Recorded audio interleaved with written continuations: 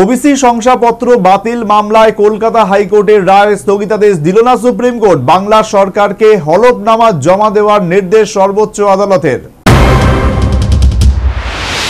ফের সুপ্রিম কোর্টে ধাক্কা খেল মমতা সরকার। ওবিসি শংসাপত্র বাতিল সংক্রান্ত মামলায় কলকাতা হাইকোর্টের রায়ে স্থগিতাদেশ দিল না সুপ্রিম কোর্ট।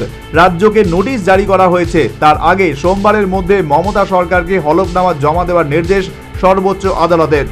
মূলত তিনটি বিষয় হলফনামায় জানাতে বলা হয়েছে বাংলাকে। সেগুলি হলো, ১. কোন কোন দিক দেখে ৭৭টি জনজাতিকে ওবিসির তালিকায় যুক্ত করা হয়েছিল। ২. ওবিসি তালিকায় ৭৭টি জনজাতির মধ্যে ৩৭টি জনজাতি এবং বাকি উপজনজাতির ক্ষেত্রে ব্যাকওয়ার্ড কমিশনের সঙ্গে কি আলোচনা করা হয়েছিল। ৩. রাজ্যের তরফে কি পদ্ধতি মেনে সার্ভে করা হয়েছিল।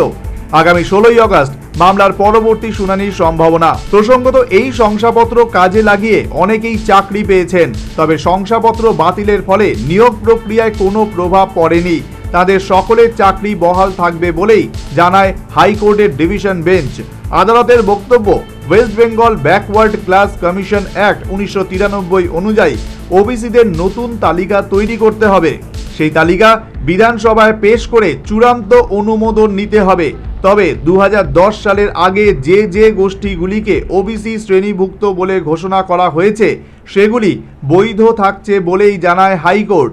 হাইকোর্টের ওই নির্দেশকে চ্যালেঞ্জ করে সুপ্রিম কোর্টে যাওয়ার কথা ঘোষণা করেছিলেন খোদ বাংলার মুখ্যমন্ত্রী মমতা বন্দ্যোপাধ্যায়।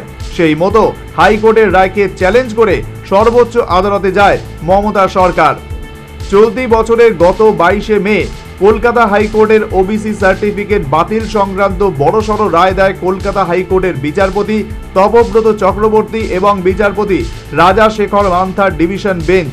নির্দেশ অনুযায়ী ২০১০ সালের আগে ওবিসি শংসাপত্র বৈধ।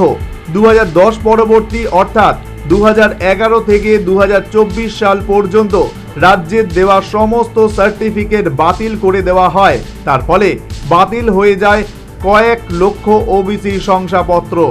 ডিভিশন বেঞ্চের দাবি, ২০১০ সাল পরবর্তী ওবিসি সার্টিফিকেট বৈধ নিয়ম মেনে ইস্যু করা হয়নি, তাই শংসাপত্র বাতিলের নির্দেশ। এই রায়কেই সোমবার বহাল রাখল দেশের শীর্ষ আদালত। বিথিন সরকারের রিপোর্ট, নিউজ ভ্যানগার্ড।